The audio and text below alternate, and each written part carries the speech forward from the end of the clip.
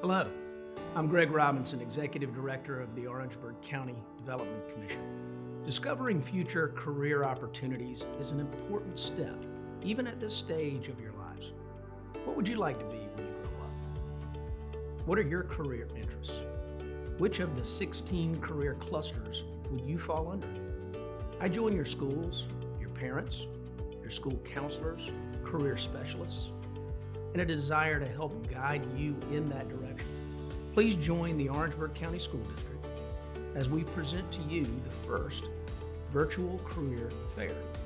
Together, we will explore different careers under the 16 career clusters, from professionals right here in our own community, and out of the 16 career clusters, we will highlight careers from fields in the highest demand and of the highest interest to you, our Orangeburg County School District student. The remaining careers will be featured on a Bitmoji to be available at your schools. We want your career to be a fitting platform for you to contribute your individual talents and interests to a field that aligns with your purpose and, most importantly, your passion. Thank you for joining us. Hey, I'm Savannah Schuler from Branchville High School. We're here at Davis Toyota, and today we're going to talk with one of the sales coordinators and see what they do. Basically, what I do, I'm a pro certified sales consultant at Davis Toyota. Basically, what I do, I provide transportation for people. Okay, so I love helping people. If someone comes in, I sell them either a van, a truck, a car. And what did you do leading up to get here? Okay, basically, I got a 4-year degree at Virginia State University in business administration. I've been in sales for like over 40-some years, selling different merchandise. I love helping people. Basically, what I do. Okay, I provide a service. I'm gonna take care of the customer before the sale, during the sale, and after the sale. The most important skill to be a salesperson, first of all, you got to be a people person. You got to be honest, dependable, and trustworthy. And if you don't know a question, if a customer asks you a question, it's a matter if you don't know, just say I don't know, but we'll find you an answer. The best thing about sales is when you sell a vehicle, it's not the money.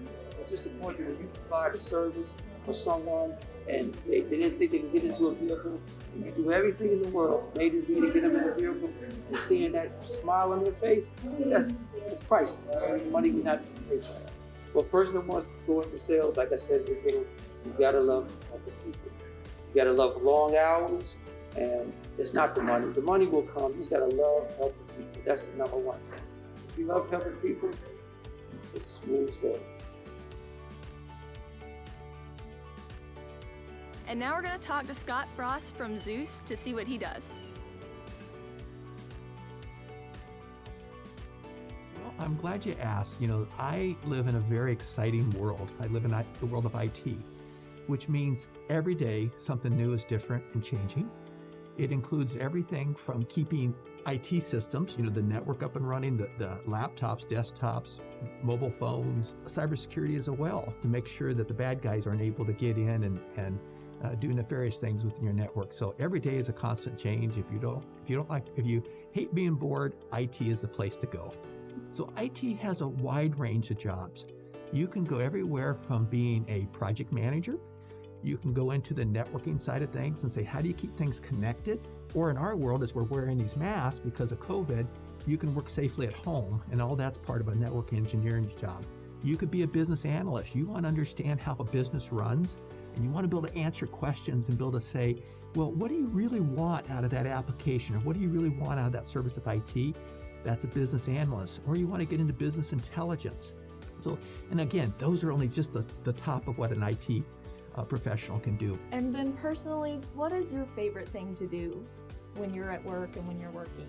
What I enjoy is see somebody's eyes light up when we provided them a solution that allows them to do something 10 times faster or better or easier than they did before and make their life a little bit easier, and in the same time made the business much more effective and efficient and to be able to continue to grow. And that's why Zeus has been around for 60 years, is because we're constantly innovating, we're constantly striving, that we're not accepting that what we're doing is good enough. We're constantly striving to push ourselves to be a little bit better at what we're doing and helping our customers in the process. Is there anything else you think someone interested in IT should know? I would just simply say this: get into it. Jump at the opportunity. Ask the questions. We want to help you get into IT. We want to find the young women and the young men who are interested and say, be a part of this world because you can make a difference. There's such a wealth of opportunities and job families within IT that you can find a home there and feel like you can make a difference and provide a great living for your family. We're here at the RMC Healthplex in Orangeburg to talk to Dr. Chris Wilson about what he does. Yes, I'm Chris. I'm the Director of Rehab here at our facility here in Orangeburg, South Carolina, Regional Medical Center's Healthplex. And what I do on a day-to-day basis is a lot of things. So I oversee 5 fitness facilities. I oversee our acute care therapists who are in the hospital seeing patients right after surgery. And I also work down here where we're at right now in the fitness kind of area, where we also have physical therapy, occupational therapy, and speech-language pathology. Plus we have one other location with physical therapy that I also oversee. So I try to balance those different areas. I try to make sure that my team members have what they need to have a great work environment so they can take care of people. And I try to make sure that our patients and our members of our fitness facility have what they need to get better, to feel better, to stay moving and healthy. Okay, great. What level of education would you say is needed in your profession and related professions? Yeah, so we've got a couple different professions here. So your physical therapist, right now, the requirement since about 2013 or a little bit before that maybe, has required a doctorate level degree. For your occupational therapist, you're looking at a master's degree right now, but it's transitioning to a doctorate as well. Your speech language pathologists are a master's degree. And all 3 disciplines have board specialties in addition to that, so you can continue to learn, to grow, and really, we're always learning and growing. We also have exercise physiology, and that is a bachelor's level degree with opportunities for masters and beyond. And then we've got other folks that provide support in terms of our front office and various areas, which have quite a range of educational opportunities. Well, is there anything else you think someone should know about your profession? I think it's just, you've got to understand what's most important to you. You've got certain professions, certainly your medical doctors, your surgeons, that's where you're going to make the most money, but you're also going to invest lots of time, energy, and years of your life to get there. You've got other professions where you've got a little bit more of a graduated progression within the field. And you've got some that are more direct patient care, some are in and out. There's a wide variety, so explore. Ask questions until you're done asking questions, and then ask some more, and then just make the right decision for you. Today we're at the Healthplex and we're here to ask Shayna Fogan some questions.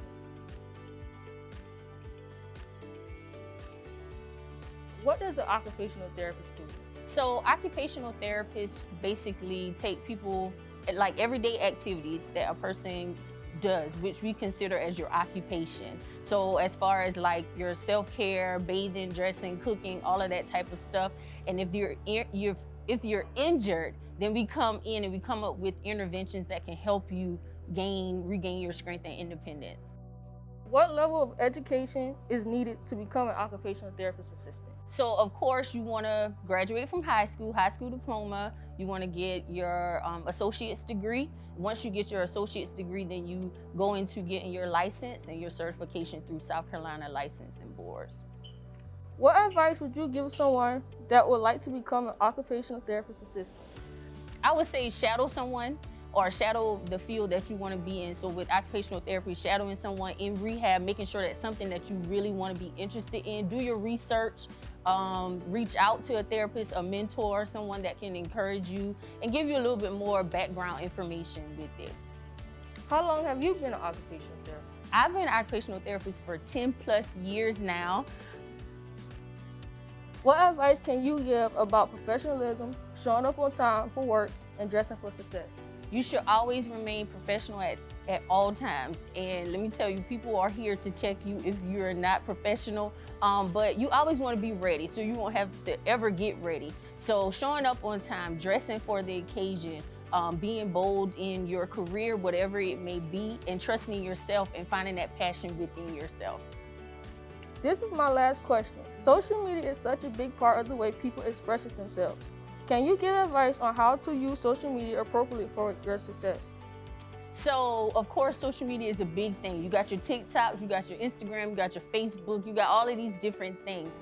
But it can also affect you in your profession. So you want to make sure that whatever you're posting, that you're always appropriate, because basically it's everybody's watching. The whole world is watching. So whatever you put out there, that's the only thing that they're going to know. You always want to make sure that you're leaving a lasting impression on somebody. You never give someone something bad to talk about. If they see it, that's what they're going to see. That's their first impression of you. So if you're going to a job interview and they're like, oh, Tiana is on there doing all of this and that, you think that's not going to affect? Yeah, that's going to affect who you are as a person. So always be true to yourself. You know, don't put on a fake or front for anybody else, for your friends and all the peer pressure, but you have to make sure that you're creating a bright future for yourself, even at this age that you're at now. Believe in yourself, be passionate in what you do and love what you do, but always know that they're watching. And now we're at the pediatric dentist to talk to Dr. Audrey Gordon to see what she does. Well, I'm Audrey Gordon. I'm a pediatric dentist here in town. And my main job is to take care of children's teeth. Okay. We look at the oral health of children, starting from infancy all the way through high school. You know, I have patients that have come in that we've kept through college, but mainly taking care of the oral health. Okay, and then what jobs are related to the one that you do? My dental staff, my dental team, which consists of dental assistants, administrative, and clinical. The clinical assistants make the patients feel comfortable. The dentist is not a favorite place for most, so they try to help them feel at ease when they come in. They do cleanings, they do x-rays. What sort of education level would you say is necessary to get into the dentist profession? So as far as becoming a dentist, you need to go through college. But normally it's a 4-year college tenure, and then you go on to dental school, which is 4 years. We can send you to a program to get your certificate in dental assistant. Or you may want to be a hygienist. That program is a 2-year program after high school. You can also get a bachelor's degree from a college in hygiene. It's a program that's 2 and 2. 2 years of undergrad and then 2 years of hygiene school. So school is very important, education is very important. The starting salary of a dentist is probably about $100,000, 100 to 150. Our hours are usually at least 40 hours a week, if not more. You have patients that come in that may not have been in your schedule. You know, we have emergencies, you can't leave them hanging. So, you know, your hours may be 60 hours a week, but the average is about 40 hours a week. If you look at a specialist, such as an orthodontist, their salary, the average is probably about $220,000, $250,000 a year. The surgeons, oral surgeons who take out wisdom teeth, they may have to do jaw reconstruction. Their salaries range about $300,000 and more per year.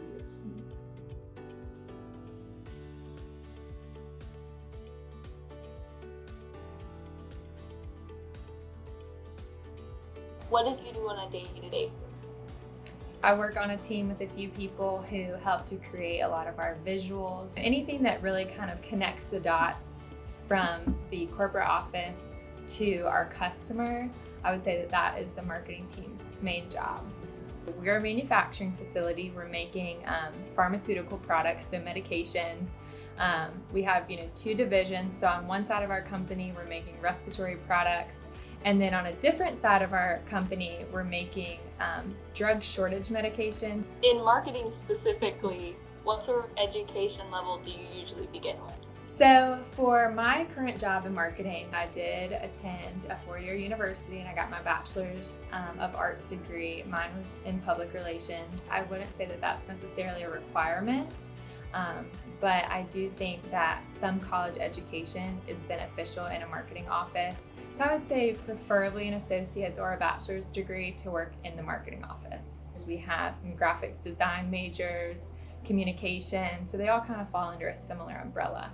So some skills that have really helped me, I think, are communication. So whether that's written or verbal, proofreading, editing, checking for, proper grammar or typos, even if it's just in an email. Also, I would say public speaking, so verbal communications, I think is really helpful because, again, being in marketing or sales, we really are kind of the face of the company to some extent. How important is professionalism? Yes, I think that professionalism is important in any job that you have. I think showing up on time is very important, just being considerate of others' time. I think maybe you've heard the phrase, and I think it's true, when you look good, you feel good, and then you do good. I think that, if you're dressed professionally, you're going to perform a little bit better. You might hold your posture a little taller if you've got a nice outfit on or something. I think it just kind of sets the standard for how you hope to interact, with your fellow coworkers and then also your customers. Is there any advice you would give someone who's interested in marketing? I think would just be to do what you can now to kind of expose yourself to some of these, professional environments. So if you have, different clubs at school, just any activity that you can kind of be around a group of people, be around a group of adults, and just kind of have these professional conversations. I think any experience you can kind of give yourself is gonna be helpful to you. Remember those little details like showing up on time and wearing the right uniform or whatever the case may be. I think that all of those are good tools to kind of set you up for success.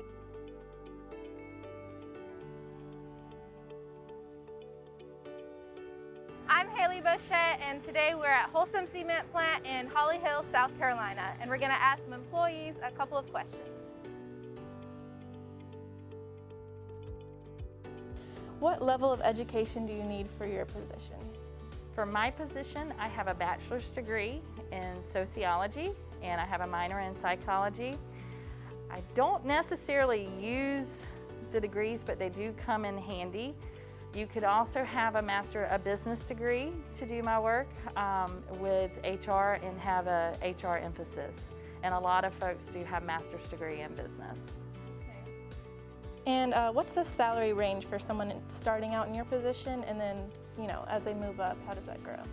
In my position, for an HR manager, you would start somewhere around, there's a few different types of positions. We have human resource business partners, which are less experienced, and then as you move in, you become a manager, and then possibility to a senior manager, and then we even have opportunities to be a director over an entire region.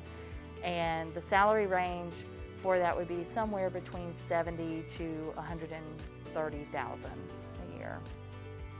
All right, and what are some of your favorite things you like to do in your job?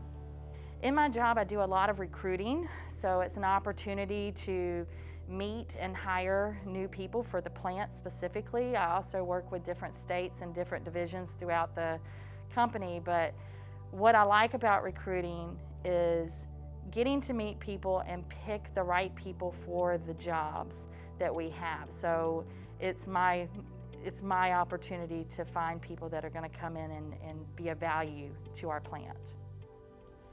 And have you had any other jobs than the one that you have now? I've had various different jobs. I was a social worker when I first got out of college. I went back to school and received a social work degree and worked for a dialysis clinic. So I started some experience there, but by the time I was 25, I started working in payroll and moved my way up to human resource management. So I've been doing this for about 23 years. And what are your thoughts on the aspects of professionalism, such as time management, attire, and social media usage? Attire, I think if you wake up in the morning and you question yourself, should I wear this to work? then the answer is probably no. If you question what someone's going to say or how it would reflect on the company, if the answer is even maybe, you should probably rethink and change what you're going to do. Social media can be a very hard thing to maneuver through, and professionalism, even on social media, whether it's in your personal life and in your work life, is important, because today, as human resource managers, believe it or not, they do look at your social media page and see if there's a character piece there that's going to not be good for the position. Being professional is one of the most important skills. We can teach a lot of things with on-the-job training, but your work ethic is one of the most important that we cannot teach.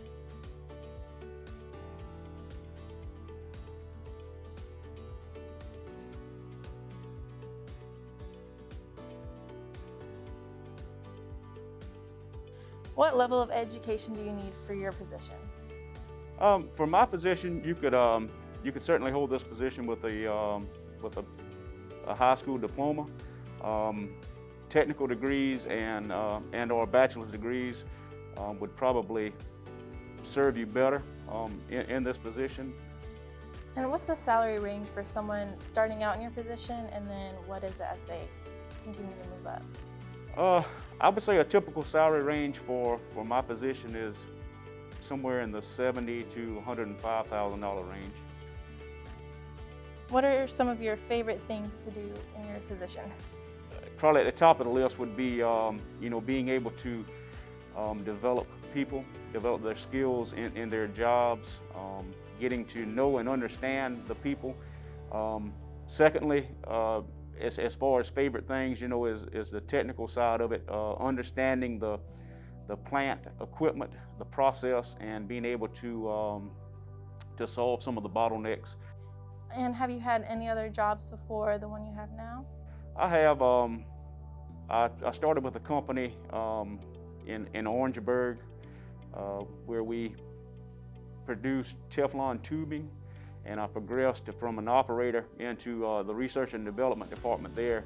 Worked for them for about 6 years, and was hired on here at Forge Wholesale. And I progressed through from entry-level production up to production supervisor.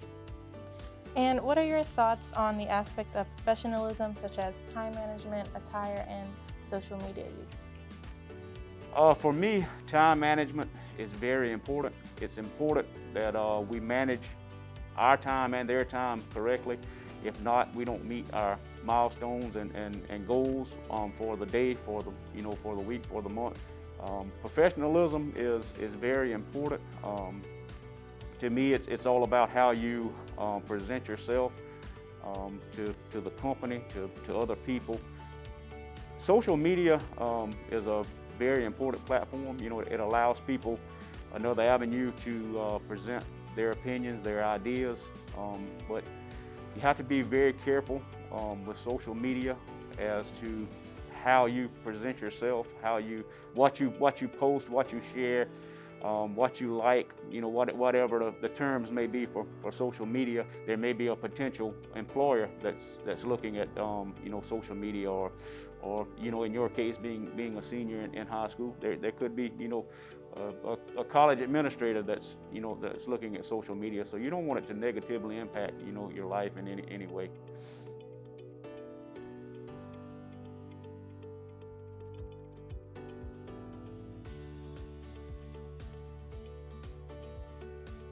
Can you tell me your name and a little about yourself?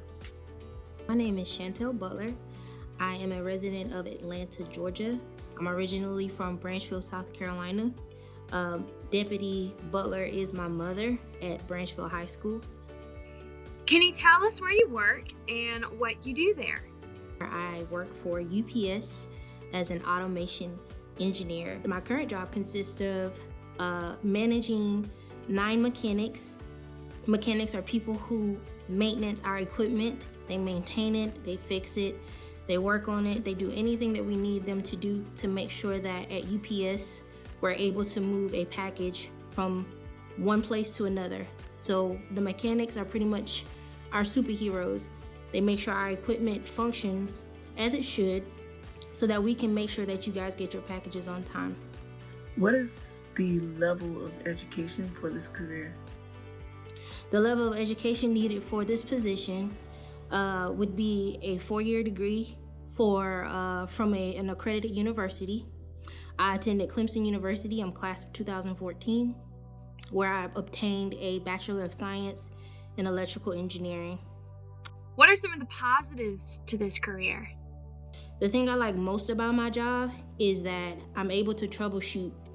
I'm able to find out the problems and find out the cause of the problems and find a solution for those problems and prevent them from happening again. What are some downsides to this career? One of the things that I like least about my job is that it's very demanding. There's no real downtime. I work 4 days a week, 12 hours every day, sometimes more. And before I became an automation engineer for UPS, I was a consultant for another firm, and I worked 6 days a week, and I traveled 90% of the time. It's very demanding, but I wouldn't change it for anything. Is there any advice you would like to give about this career? One piece of advice that I would give any student who is interested in becoming an engineer is choose your career wisely. If you love what you do, you'll never work a day in your life. I love being an engineer. I love working at UPS, and I love being able to impact people's lives, even if they don't know that I'm doing so. The one other thing I would say is whenever you select whatever discipline you decide to go to school for, make sure you're doing it for yourself and not for anyone else. Make sure you choose your school for yourself and not for anyone else. Make sure wherever you go, you love it, you enjoy it, and it's where you want to be. Because at the end of the day, the memories you make will be yours. So make sure you choose wisely and choose smartly. We're here at the Cope-Erie Career Center to learn about their CDL program. I teach CDL, or commercial driver's license. What we do is help students get their permit. And then once they leave here, when they graduate from here, they'll finish up at OC Tech to get their license. Okay? So I'm gonna give them all the in-classroom time, a little bit behind the wheel time, and just knock some time off of what they'll have to take at OC Tech. Okay? And generally, how many years would this whole process take? Take about 6 months. So they'll have, basically about 5 months with me, and then they'll go to Tech for most time about 6 weeks and be done. Mm-hmm. What sort of salary are we looking at here? Depending on who you go to work for, what kind of contract you sign and everything, starting pay probably be somewhere around $40,000 to $48,000. In this business, if that truck's not moving, you don't get a check. So it's got to be rolling. How important is professionalism in this career? Well, you're the one that's driving that truck, and that truck's a running billboard. So you don't want to go out there and show out and do damage to the company itself. So company image, yeah, it's big. Again, depending on who you go to work for. Some people let you drive in a pair of jeans and a t-shirt. Other people want you in a uniform. And here at work, what is your favorite thing? Getting out behind the wheel. Taking a student most of them never even driven a manual transmission vehicle, and take them out and put them behind the wheel of this, telling them what to do or where you need to go. So that's the best part. And to see when they do accomplish something, to see them light up, to see it click with them. That's the best part. Program here we started 2 years ago. We are the only Class A CDL high school program in the state right now. Class A meaning that you drive a tractor trailer like this and not a box truck, a moving van, or cube van, a little single unit deal. Is there anything else you think someone should know before they come into this? Need to know that it's a career where is a good opportunity for you to get out and see the United States. See what you haven't ever seen. There's a lot more out there than just what's happening around Orangeburg or around here. You're on the road 8 to 10 hours a day. driving pretty much nonstop. You get 15-minute break in the morning, 15-minute break in the afternoon, and about 45-minute lunch. But other than that, you're sitting behind the wheel. Regardless of what the weather conditions are, regardless of what the traffic conditions are, that truck's got to be moving. If you decide to take the class, just be committed. Because there's a huge demand out there for truck drivers right now, and you got to put some time in. It's not all just get behind the wheel. There is some class time that goes with it. So just be prepared. Be prepared for what you're getting into.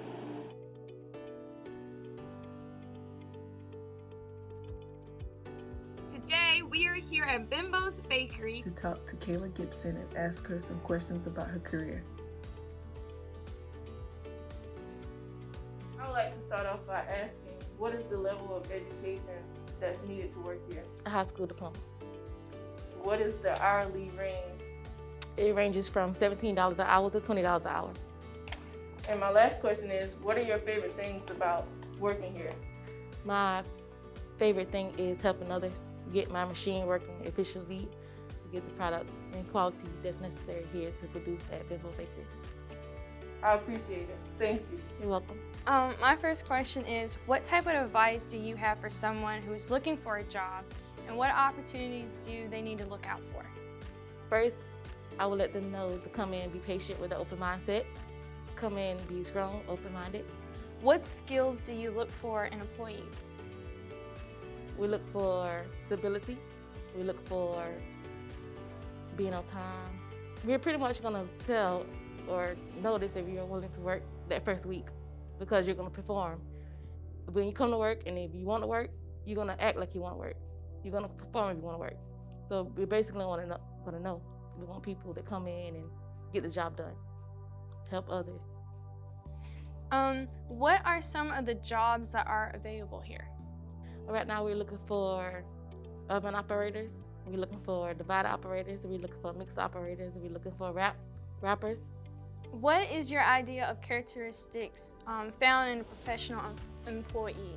Positive. That's the main characteristic that you need to have when you come here at the bakery. You have to keep a positive mindset because, like I said, it's very, very hot. In your opinion, how important is it for people to show up on work for time? Like on time for work? That is number one priority. Because just like you don't go to school. If you don't go to school, you can't get the work done, right? If you don't go to school and you miss that assignment, what you gonna get? A 0. Same thing with us. If you miss work, for one, you're not gonna get paid. For two, if I don't come to work, the next person don't come to work, we're not gonna get the job done.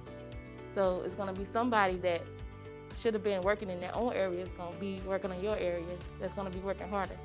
So it's very important to show up to work and show up to work on time. If a person is applying for a job here, do you check their social media? You always have to be mindful of what you put on social media because it can follow you for the rest of your life. So of course you don't wanna, if you're looking for a supervisor position, you don't wanna put negative things also on social media. If you're looking for any job, you don't always wanna be the ones that put negative things on social media. Living in the real world, I think you have to be very mindful of what you put on social media. Social media basically tells a lot about your attitude and your personality. Is there anything that you least like about your job? Not really, but like I said, it's very hot in here. So not that I don't like it, because I've got accustomed to it. I like coming to work. I love the people I'm with. It's not every day is not gonna be easy. If I sit here and tell you that it's easy, I'll be lying to you. But for the most part, I enjoy coming to work.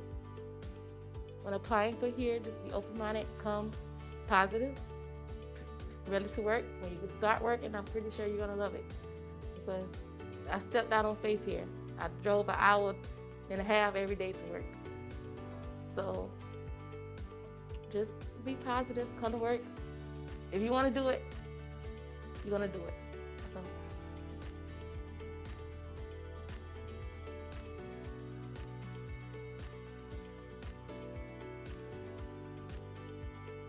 Real quick, could you tell me what you do? Yeah, so on a typical day, I work on the design of K-12 schools. So most of the day I spend my time working in a software called Revit, where we design the school. and I work with my coworkers on building all that together and pulling together the building. And we also work closely with our consultants, which are MEP, mechanical, electrical, and plumbing engineers, to bring all the different components of the building together. What sort of education level do you need to be an architect? Okay, so there's a bit of a process to become a licensed architect. So the first step is to get a NAB accredited degree, and NAB is the National Architecture Accreditation Board. So they have a list of schools that are accredited by their board. I believe the only accredited program in South Carolina is Clemson's Master of Architecture. So to get an accredited degree, you either need a 5-year Bachelor of Architecture or an undergrad degree, and then a 2-year Master of Architecture or 3-year Master of Architecture degree. So once you have your professional degree, you then have to complete 3,740 interning hours in different categories, which then get approved by your supervisor. After that is done, you can sit for your 6 exams, and then once you pass those 6 exams, you're a licensed architect. So it's about, I would say, like a 6 to 8 year process to get licensed. But the first step is getting that accredited degree. Oh, wow. Oh, well, what sort of salary range is typical? There's a pretty big range. So I would say for the South Atlantic region, it would start off maybe around the mid or low 50s for like a recent graduate. And then it can go well into the 6 figures for like CEOs and people that are very high up. Earlier you mentioned a program called Revit. I think a lot of people believe that architects draw everything by hand. How much hand drawing do you do versus computer drawing? I do 0 hand drawing. Most of the things that I do are in Revit or computer based. Besides Revit, we also use a software called SketchUp, and we also sometimes use AutoCAD. What sort of advice would you give someone who's going into the profession? So if they are in high school, I would say definitely try to go to a summer camp or a curriculum program like through ACE or something, or NOMA, to get a better idea of what it's like to be an architect and go to architecture school. Once you're in school, I would definitely say learn Revit. I think they're starting to teach it now, but it's super important that you have a background in that. And also try to seek out shadowing opportunities, which you can also do as a high school student, and go to some site visits. That's really cool to see things under construction, and it gives you like a really good idea of what it's like to be an architect. Well, what is like your favorite thing that you do on a day-to-day? My favorite thing are doing 3D renderings and animations. It's when you try to make like semi-photorealistic images of the building before it's even under construction. That way it gives the clients and the community a really good idea of like what it'll look like. And what are your thoughts on professionalism in the workplace leading up to? So I think professionalism is very important. It's pretty critical to like getting your career started. So I would say making sure you start, like show up to work on time, making sure you're dressed appropriately for whatever events you have throughout the day. Like things like that are really important, I would say. And sometimes you don't even know the different things that go into professionalism. So if you don't, I would say a great way to get a better idea of that is to try to seek out a mentor or someone you can talk to about how they get started in their career and what are things to look out for. And just to wrap it all up, this has been great. Is there anything else you think someone should know? I would say just know it's a long road, but it's so well worth it to just pursue it, especially if you love design, you have a passion for making the world a better place. I think there's always room for more diverse architects. So I would say go for it.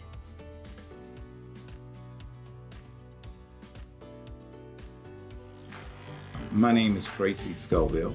I'm in my 28th year here at the Technology Center in the program studies of NCCR building construction. The construction industry is the second largest employer in the United States. So there are many opportunities, everything from real estate to a heavy equipment operator, to an engineer, to a project manager.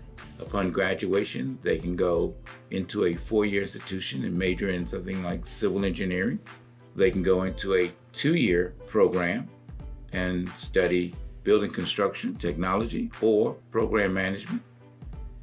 Or they can go into a apprenticeship program, or they can also go directly straight to work. When students come to this program, they actually have an opportunity to work on live projects. Everything from building a small doghouse to a large-scale building. We do both residential and commercial construction. Students also have a chance every Friday. We go out to live job site visits in which they get a chance to interact with contractors, subcontractors, owners, and developers. It gives them a little bit more of an insight about where their opportunities are. And that way, students can then understand more about what the profession involves and the number of opportunities that are within the profession.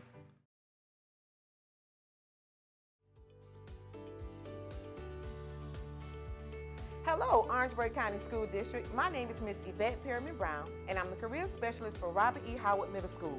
And on behalf of the Guidance Department, we just like to say job well done for making it through a very different year, a year where you had to modify and adjust to a new way of learning. So job well done to you guys. As a career specialist, our job is to get you guys thinking about your future careers, what it is you would like to be when you grow up, whether it's going to a 4-year college or 2-year college, going into the military or learning a trade. Our job is to get you guys on track because it's never too early to think about your future. Some of the ways we do this is by presenting you with college and industry tours, career fairs, and career assessments such as SCOAS, WIN, and ASVAB. We also assist with job shadowing and apprenticeships, as well as individual graduation plans starting in the 8th grade. I'm Candace Ilderton, Career Specialist for Branchville High School. I am Peggy Lingard, the Career Specialist at Carver Edisto Middle School. Ensuring that we deliver a high-quality career fair to every student during this pandemic has been the mission. The use of technology and creative thinking allowed us to overcome many barriers. During this process, we had a great support system that we're thankful for. We would like to thank our superintendent, Dr. Sean Foster, Ms. Mary Glenn Piccolino in Public Relations, Dr. Leanna Calloway, Mr. Haywood John, our IT department, our professional school counselors, and our career specialists, and every employer from our communities who contributed in any way. Special thanks goes out to our virtual career fair committee that was chaired by Ms. Trina Jeter and Ms. Candace Ilderton. We are grateful to Ms. Faith Arthur for the many hours of relentless work to make this virtual career fair a success. As a career specialist, we put the S in success for every student.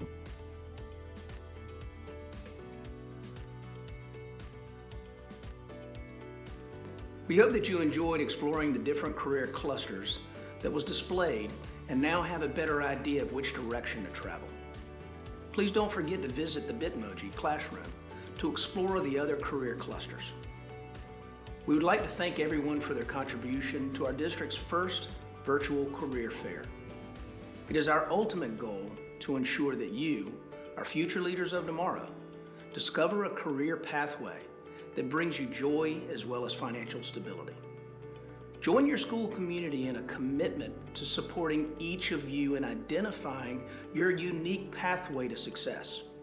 I know that I speak for all of us in saying that we look forward to a tremendous contribution that you will make to our community through your future work. Thank you.